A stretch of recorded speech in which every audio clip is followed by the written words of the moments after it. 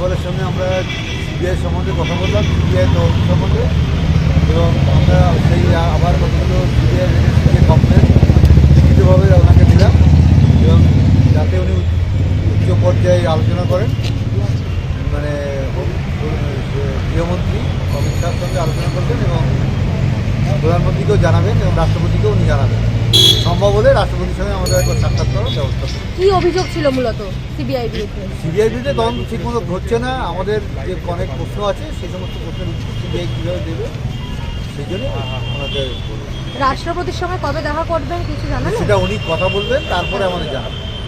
ওনার mail number দিয়ে দিয়েছেন এবং একটা চিঠি মেল করে ওনাকে পাঠাতে বলেছেন, সেটা পাঠাবো, তারপরে উনি কথা বলে তারপরে আমাদের জানাবেন। আচ্ছা, আপনাদের তো একটা অভিযোগ দিয়েছেন? হ্যাঁ, একটা দিয়েছি, সে নোট কতগুলো কোশ্চেন আমরা লিখে দিয়েছি এবং সেগুলোকে উনি বলেছেন ঠিক আছে আমি এগুলো জানাবো রাষ্ট্রপতি এবং গৃহমন্ত্রী এবং প্রধানমন্ত্রীকে, উনি যতটা সম্ভব চেষ্টা করবেন। কী ধরনের প্রশ্নগুলো সেই সিবিআই কীভাবে কাজ করছে, সিবিআই কী কী ছেড়ে রেখেছে এই সমস্তর উপরে। গাফিলতির বিষয়? হ্যাঁ, সিবিআইয়ের গাফিলতির উপরেই প্রশ্নগুলো নেই। রাজ্যপাল কি বললেন?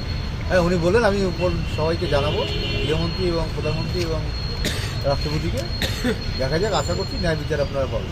উনি আশ্বস্ত করেছেন। সিবিআই যে কলকাতা পুলিশের তৎকালীন কমিশনারকে ডাকেনি বা নির্মল ঘোষকে একদিন ডেকে ছেড়ে দিয়েছে, এই বিষয়গুলো উল্লেখ করে বিষয়ে আমরা এখন যে সমস্ত বলছি না, এই সমস্ত বিষয়ে সিবিআইকে আমরা বারবার বলেছি এবং সিবিআই কাছে সমস্ত কোশ্চেন আমাদের করাই আছে আগে থেকে। আশা করছি এর জবাব সিবিআইকে দিতে হবে। দুটো পদক্ষেপ আজকে আপনারা করলেন। হ্যাঁ, সুশান্ত মজুমদার হাত দিয়ে আপনারা সিবিআই ডিরেক্টরকে চিঠি পাঠালেন।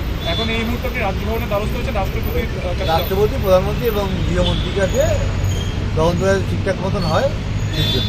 এছাড়া তো কোর্ট আমাদের খোলা আছে। আপনারা কি আশ্বস্ত?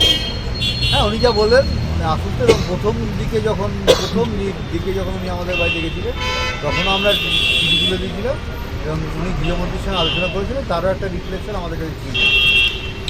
আশা করছি আরও আলোচনা করে কিছু একটা ব্যবস্থা করব।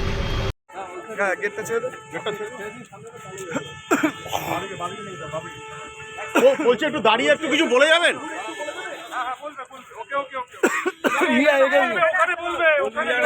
কোথায়?